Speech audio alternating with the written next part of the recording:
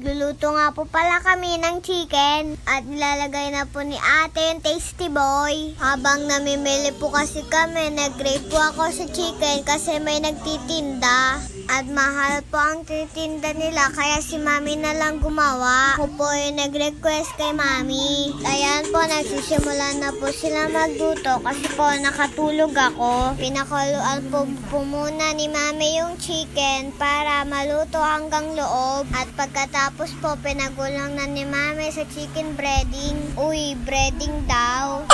Ang lalaki po pala ng nabili namin, ito po ay 10 pieces at 259 isang balot. Magnolia po siya.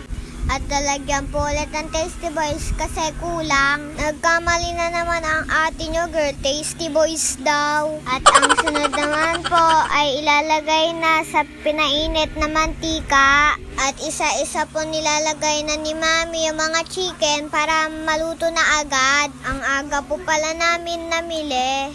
Kasi po baka makatulog kami agad pero ako po yung unang natulog. Huy, sabi-sabi nang hindi matutulog ang ate nyo kasi hintayin daw yung chicken.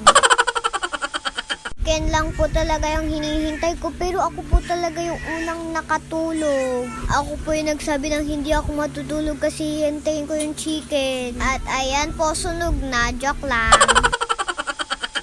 Anong masusunog eh? Hindi naman ikaw yung nagluto. Wala pong gravy. Huy.